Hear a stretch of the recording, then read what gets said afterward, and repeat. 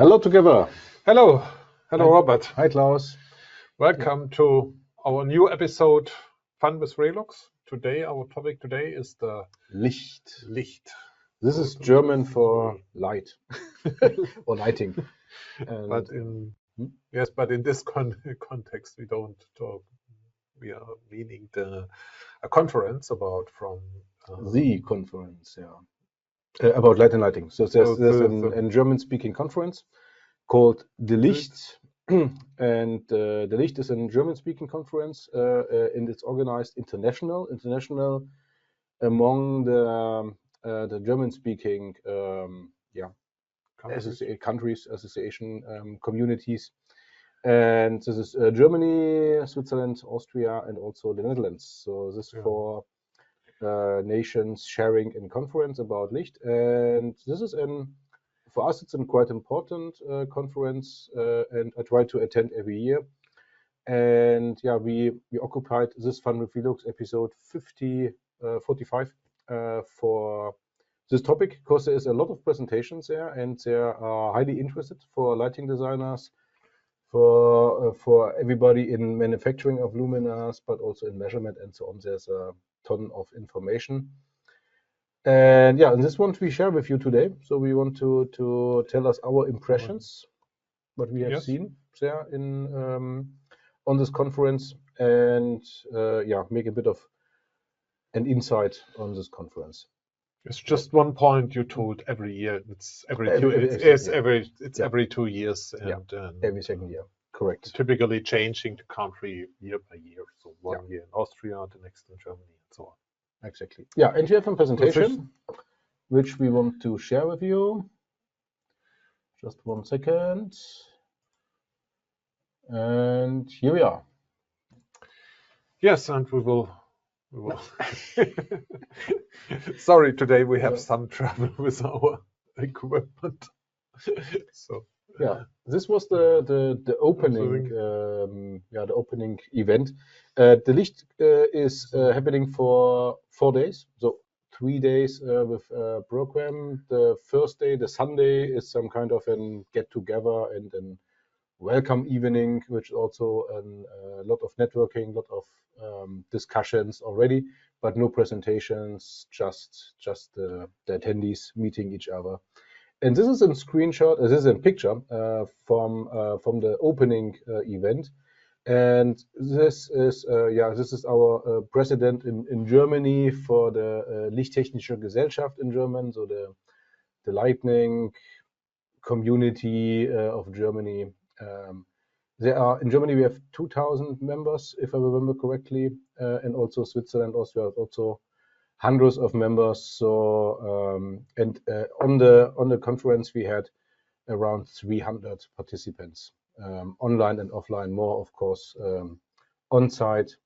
And this is another picture of Oldenburg. Oldenburg is a city in northern West Germany. It's close to Bremen. Close to Bremen, close to the sea also. That's why we see some ships there, but not really on the coast. A bit of 60 kilometers, I guess, was the distance to the sea. And and has an own charm, an own vibe of the city. It's a mid-sized city. It's not really tiny, but also not really big. And it was nice. Famous for greenkohl. Sorry, I forgot. I want to Google what greenkohl is. I guess even if you haven't translated, it's a bit of weird. They have weird vegetables, but delicious. So but quite famous for this region, the greenkohl. Cabbage, green cabbage, but no, it's hard to translate.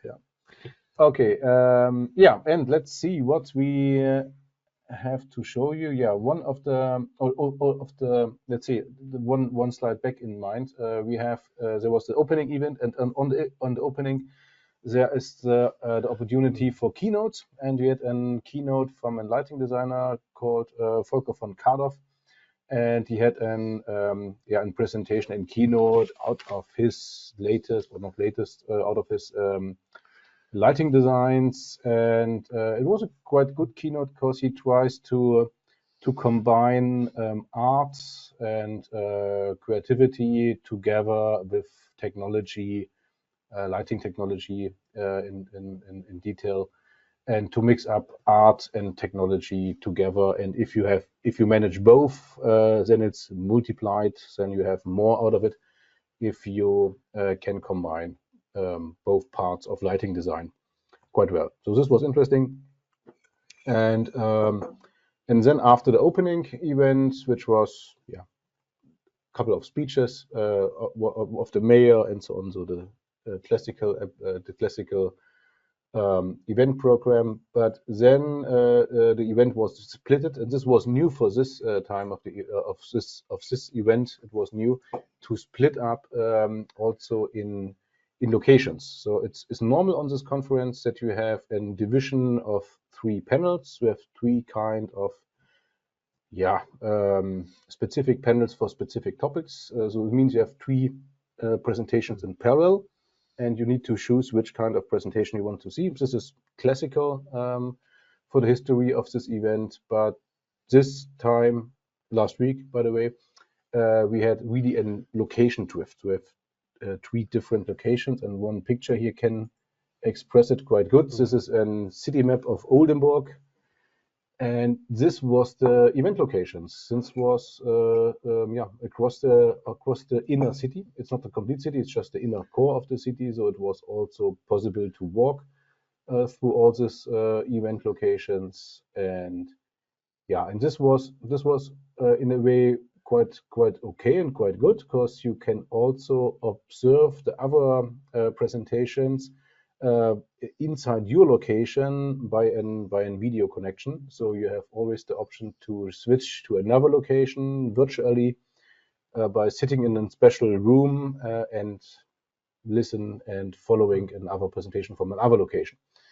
So this was okay, that you have at least the possibility to switch between the presentations, and you have a lot of presentations. So this is here the flyer of the presentation. This all is presentations. It's around 100 presentations, and it's possible to switch between the presentations virtually. So you can choose and switch whatever you like between the 3 topics. A small fun fact, at the moment I realized in Oldenburg they have a street which is called Stau. That means in German traffic jam. Traffic jam. It is funny. I haven't realized it, and also haven't realized it this morning. It's a little bit more funny for the German audience. Maybe there's a deeper meaning. I'm not sure. It's a Staugraben, Stauling. I guess it has something to do with the water. So Stau, Stau. Stau. It's also for protecting against water. Hold back the water. The disadvantage of being split in this event location was that you not have the same feeling of the community, because you are stuck with 1/3 of the people in one location, and for the breaks and for discussions on the floor and side discussions or networking, you are stuck to the group of people which are with you in the same location, which was divided by topics also. The first topic was 3 topic was more, one topic was outdoor, one topic was indoor architecture, and other topic was technology and more the scientific stuff of light. And you stick to these people, and this is not easy with the online to stay in connection. There was chat opportunities and so on, but it's something else if you are physical on one location or virtual in a chat. So, but we have this opening and the closing was on one location together, so this was okay. But during the sessions, you were a bit of isolated in 3 categories. But okay, it works quite well. There were enough people overall to have options for coffee break chats. Yeah. So, okay. And we have also another slide with the structure, just short. Sorry, a lot of this information of our screens are at the moment in German. So, but this gives a little bit of idea of what happens during all the days. It shows the 3 houses for the member, for the panels, but also there is also a light walk. This was exterior installations for illumination of some houses, also the houses facades, and also there was on one evening there was dinner. In bigger cultural dinner event, so where everybody is joining to a dinner event, a large one, a social event, one big social event, and we had side events and city walks and so on. So just to give you a clue about the structure. Now we come to the details of what is interesting for us, because the social events is also important, but there was also hard presentations on real lighting topics, and this we want to show you what happens on. Klaus the problem was a little bit that because there are so many, so just to give you a small impression, so these are all the presentations which happens, and related to the problem with the three houses, we could not see everything, and so we will just give you some expressions of presentations we are involved, or which we are looking personally, or which we are thinking which are interesting. And in the first house, in the old Alter Landtag, we have the panel Nature and Outdoor Lighting, and Klaus was attending. I was attending mainly on this part on Monday. On Tuesday, I'm also in the other house. So this is a little bit this was a little bit a problem about this multiple locations. And here in Nature and Outdoor Lighting this year, this was very triggered by the themes of light emission, of obtrusive light and dark sky, and related to these things, and also for the smart city is also was a lot related to these points. And okay, one of the first presentations was from Jörg Minnerup about avoiding light emissions are the loudest right, and he has here a very a little bit me on the side of the humans. Light for humans. Light for humans, and for safety of humans. For safety of humans. And on the other side, we have some presentations. For example, here this is also a little bit by Dr. David Kretzer. And in Switzerland, there is now a new regulation about obtrusive light, in related to a new standard, which will give you a little bit more pressure to limit the light you are installed outside of the houses. Yeah, and there was, of course, discussions between the one part which needs light for humans or for safety, more the part of Jörg, and also here in contrast, there was a presentation about limiting the light for the nature, or for also indirectly for the human. And this was interesting to have this discussions on site, and this is good to go to a conference, because here you can see the clash of concepts quite instantly, and have a lot of discussions with the attendees. This was fun. Yeah. And here, the next one, this was also for me a very interesting idea about a concept called modern human, especially for the lighting design, for the lighting planning. Not only take care to the human relations, also take care about the environment and the animals and so on. And so this was, they call this modern human principle, and they recommend also to think about new ways when you're making a light design, especially in the exterior situations, related to special solutions about light colors, about also about dynamic light. Dynamic, it's one of the most interesting points in this fact that we start working with dynamic light. Yeah. I think it's important for all lighting designers to care about not just the human perception, also to the environment, to deal with the effects you deal with light in all directions. At least you have to deal with it. Yeah. Yes, there are also a lot of presentations. We haven't screens about it, which are showing some real projects. For example, one study during the Northern Sea Button area, which is a natural protected zone. Very natural protected zone in Germany and also in the Netherlands. Yeah. And in this concept also very interesting for me or for us for the lighting designing program, because we have this obtrusive light tool in our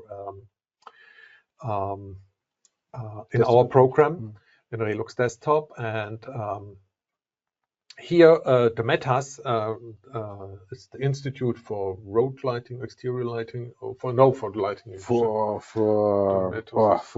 weather, for units. So in Switzerland, governmental institute.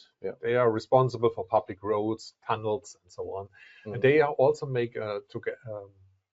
working on a new method for measuring with drones. They are using it similar like a photogrammeter.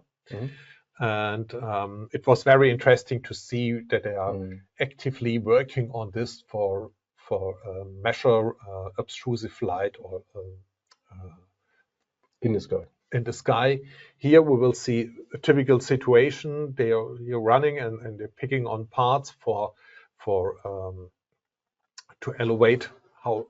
And then the idea is about to get how many light will be from this installation goes into the environment. And also interesting to show that they've tried to work with separate strategies, how the flight route of the drone should be to get useful results and measurements from this situation. I guess this is the METAS. This is the looks like METAS. This is during the daylight. I guess he has used this because that you can see the flight path of the drone, and this is the METAS tower in close to Bern in Switzerland. Yeah. By the way, this presentation was in English because you maybe wonder, okay, we're talking about a German-speaking conference, and of course we also have an English episode of 100 RELUX, but a couple of presentations are in English, and it's acceptable English, and you can also bring papers to this conference in English, and of course attend also in and English. Constance is he's from Greece. And barely speaks German, so English is the best. And we had a lot of conference attendees also. Just English speaking was fully okay, and yeah. Okay, in the next part, this was in the architecture and lighting design. Yeah, another location, and also a nice location, I have to say. All the locations were quite nice and quite interesting. Yeah, and we had here in architecture and indoor lighting design a lot of best practice. So some real samples of real lighting design. This was also interesting for all designers. For example, there were a presentation how to illuminate, or how the design office, the lighting design office. What was the name? I have to check. Lichtvision Berlin, Light Vision Berlin. They have illuminated big cruise ships, which is half a hotel, half a theme park, and how to illuminate this stuff. And this was interesting because it was an interesting mixture of event lighting and also architectural lighting on the ship with some specialties. So this was interesting. Just an example, there were a lot of presentations from elderly homes and their special needs, and also new work offices, and also you have an insight how you can go into a concept of creating and lighting design, not just about the ship, also this new work office. I keep in mind it was more about how we can get a concept of lighting design with everything, how to communicate this, how we doing workshops and come to a result, what is needed for having good lighting design on a new work office or a bigger office space, for example. So this was interesting to see this in real life. And we have also perception development. A bigger interesting part is sustainable lighting design. This was more interesting as expected from my side. It was so, okay, we need to be sustainability, we need to recycle and so on, but this was really interesting and impressive, what I have seen there. And of course, the part where we also involved on were BIM and AI. So Klaus and Matthias from our last episode and me, we had presentations on this panel, dealing with these topics. Yeah, and one presentation was from Willi about GLDF, and GLDF was also really good presented in a way where it was practical. So it was not really from an IT point of view. It was more realistic. What can you do? How it's created? How it's structurized, and what you can actually really do with a GLDF file. This was a quite good presentation, showing everybody that it's something relatively simple. You can really use it. It's in the reality. It's existing. You can read it in RELUX and also in LUX. So this works well, and it was a good one. It was nothing really new on it, but it was a good roundup. What is the situation on GLDF, which was quite ahead. Good. Then we had a presentation for me about LOD, as a really a deeper BIM topic, LOD, and I just presented the work which we had in our German association. We had took 4 years to find a scale and classification model for luminaires. To have an LOD structure. So an LOD is something like the detail level, so how many data, how accurate data you need on a luminaire if you have an use case for digital luminaire assets. So GLDF, for example. So this was also good of the agenda. GLDF from Willi, then for me, how to deal with the volume of data in a GLDF file, and how to communicate this. It's also good on the next slide. It works. And because in a GLDF you can have just an Oldenburg file, just a name, or a complete high-end model with textures and all kind. And in the past, you can say, okay, give me an Oldenburg. I want to have a big arrangement with lots of luminaires. I want to have a good performance in calculation, or give me an wall file. To having a high quality model with geometry, to making some visualizations, and today you have just GLDF. You can have it in this or in that way, and with an LOD scale, then you can communicate what you need. If you say, okay, I want to have a simple model or a detailed specific model, whatever. Good. Here, this picture, this is also, we have chosen this picture because this is also a little bit different on this in this year. Normally, after each presentation, there was a small discussion, or the audience are able to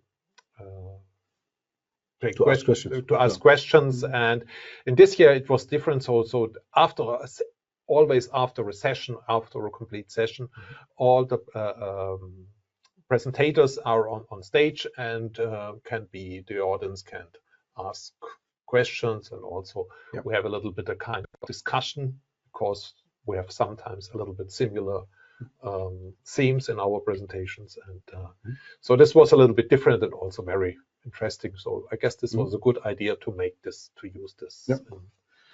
Yeah, I think the same as well. It was like a mini podium discussion about the complete session with a close topic, and also the reference guys also were close together with their topics. And in the past, it was often that the presentation then was too large because the discussion was too large at the end of the discussion, and so the timing was a little bit better than in the years before. Yeah, this year the timing was quite okay. There was just slight delays.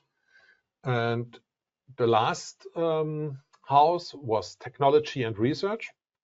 It is a little bit. It was not that place where nobody of us was there. We just attending a couple of online sessions, some minor ones. I just checked 2 or 3 of them, and this is about the real deep technology, scientific stuff.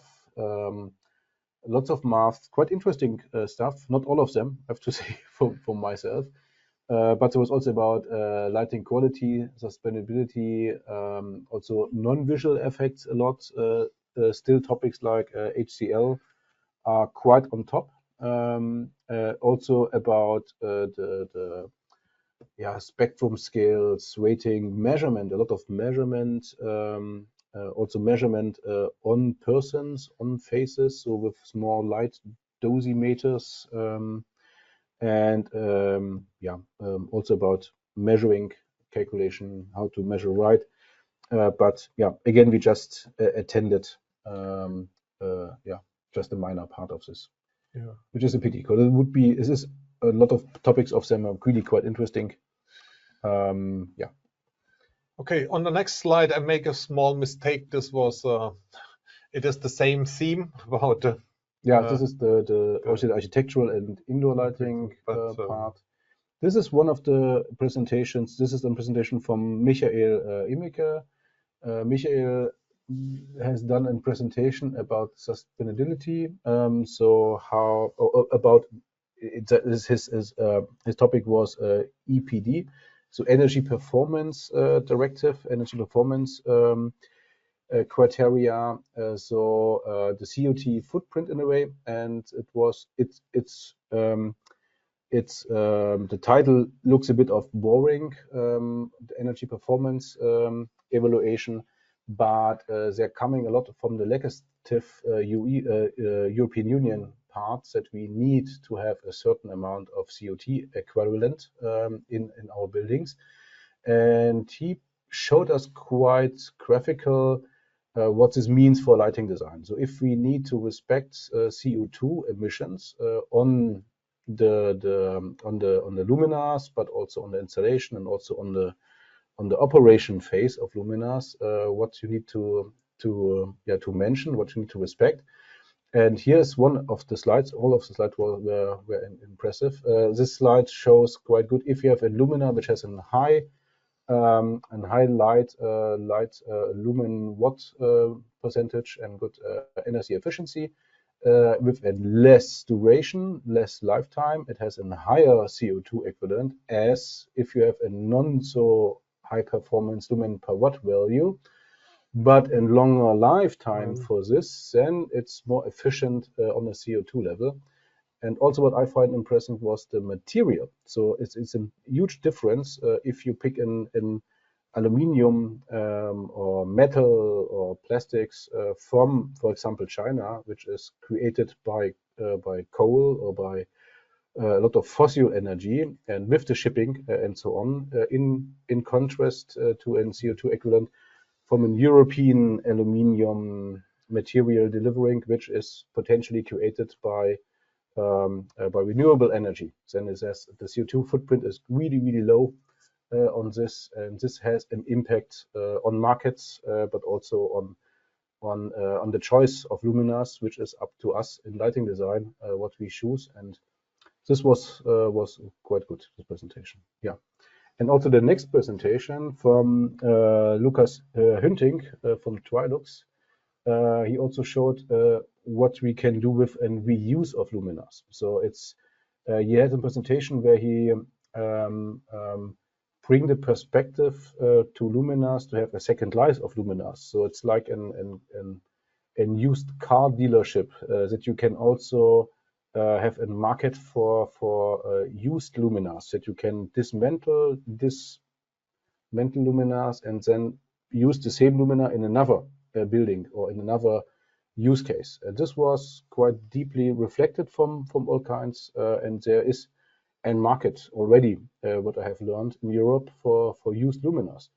And Lucas calculated quite good some samples about what is about maintenance factors, what is about lifetime, what is about luminous flux liquidation on used luminaires. Do you need to measure it again? How you can bring it to the market back, and in which kind of use cases? And there was a lot of use cases where it makes sense to think about and second life for a used luminaire, which is, and yeah, this is also an interesting part, which helps to be sustainability. Good, and this was all we had of the main presentations, and the last point is the keynotes. The keynotes on the last day. From the closing panel. So this was on Wednesday. There was just a half day, and the keynotes are light in atmospheres and its emotional potential. It was very, very interesting. It will be a little bit hard to explain this now in English. We have some slides. Yeah, we have some slides. The next one was red is louder. This is something totally different because it is about acoustics. Acoustics.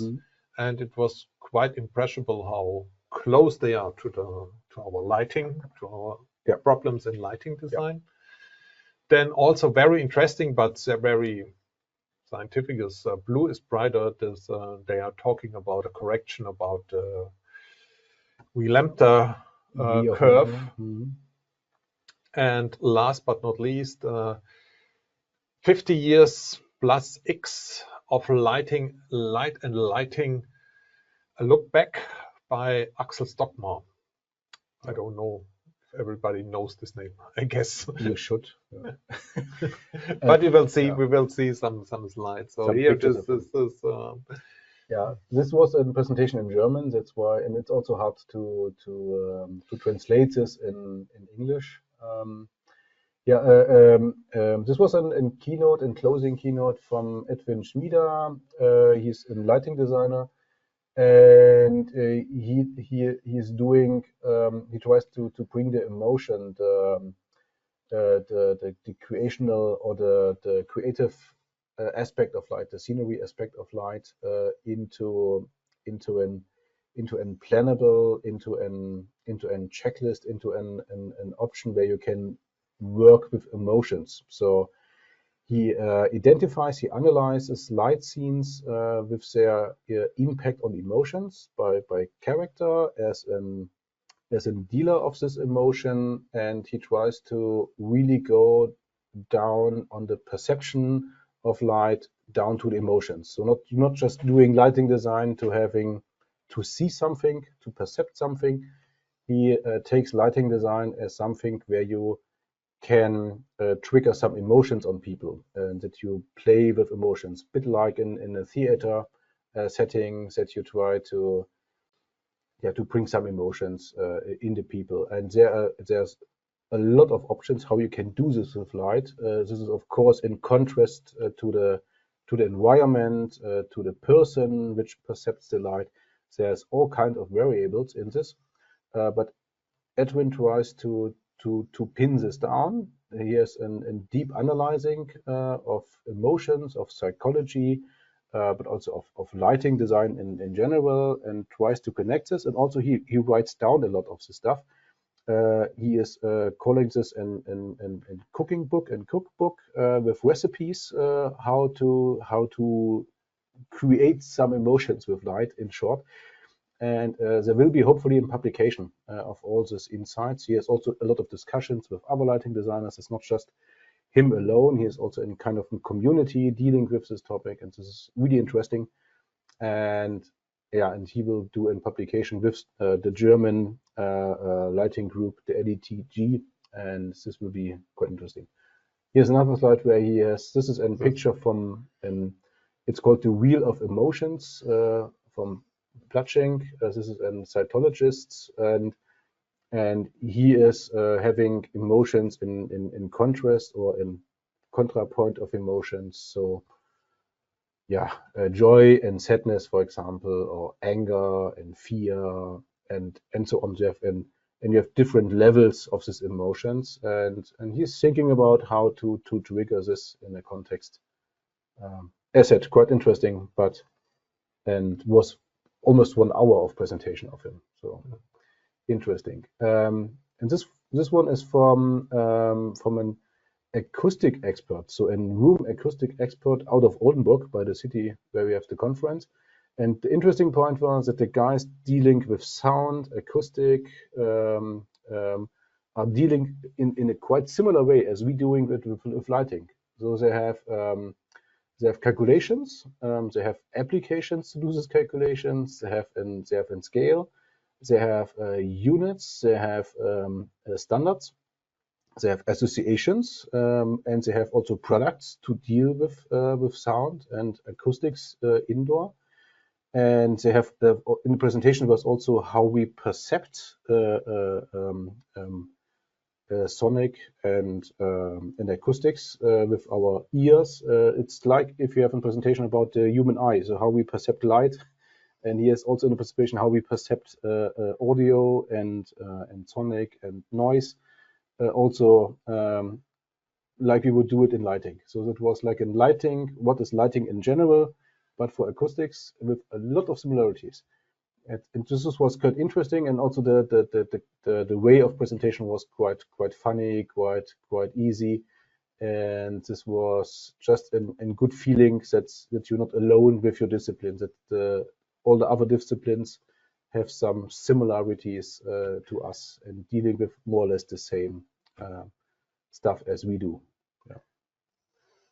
Okay. Funny part. And the next one was about yeah, this is Professor Schiertz from Ilmenau, and he has also a really interesting presentation about the weave of lambda curve. Weave of lambda is the curve of your spectral perception of brightness as a human. So green and yellow in the middle, so 550 nanometers. This is the peak point where we have where for us humans this is the highest brightness level. And if you go to red and to blue, the brightness perception going down. This is a curve which we're using in lighting a lot, hidden. So in LUX, in lumens, and also in candela, this is built in.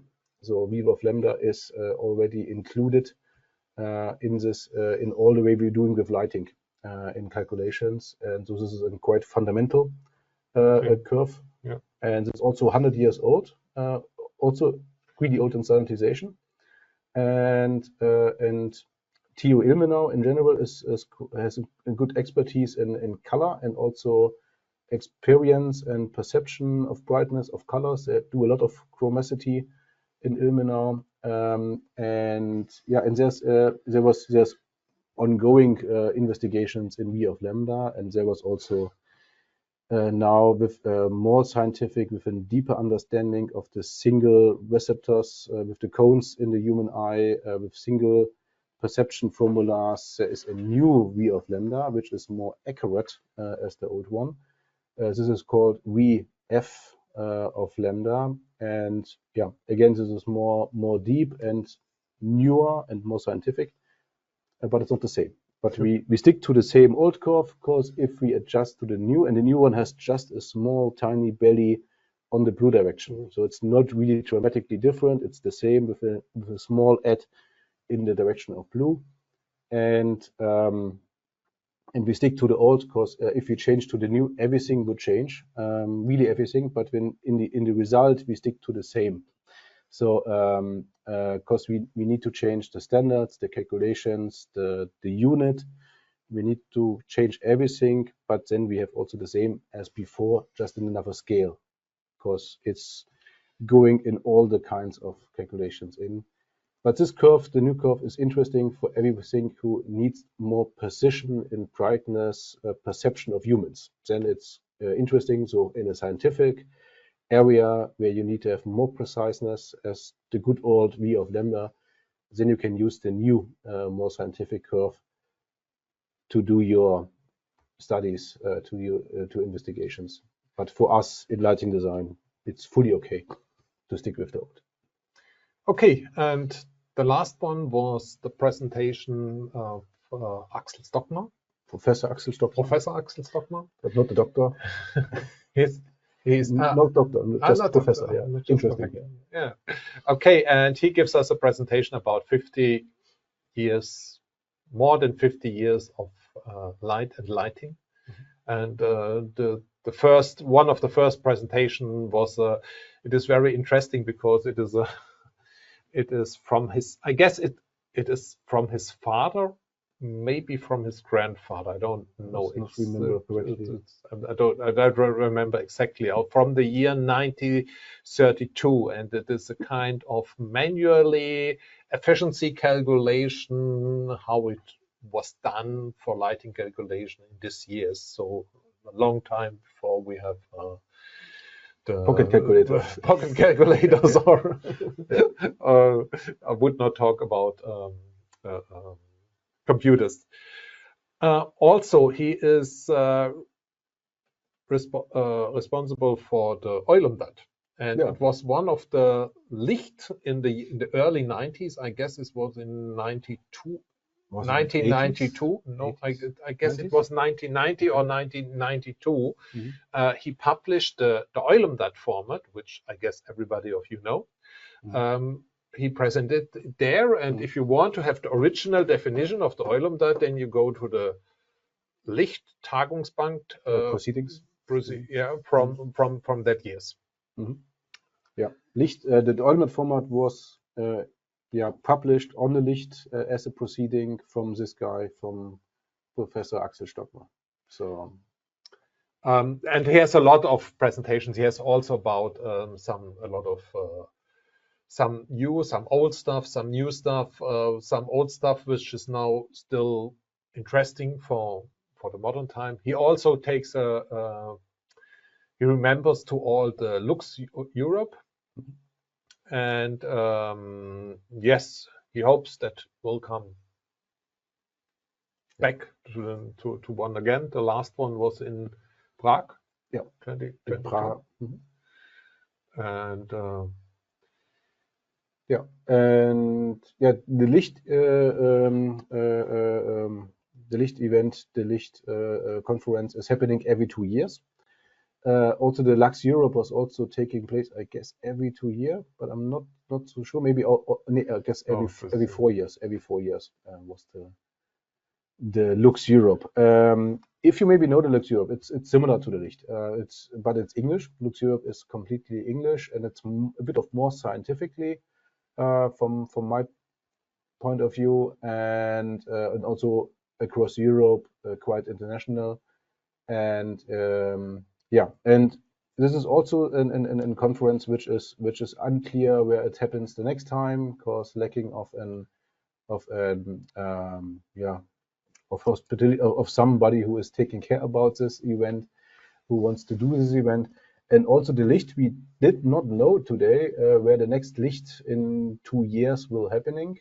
Normally, the Netherlands would be the next location in 2 years, but Netherlands have some problems with their head of their community, and that's why it's open.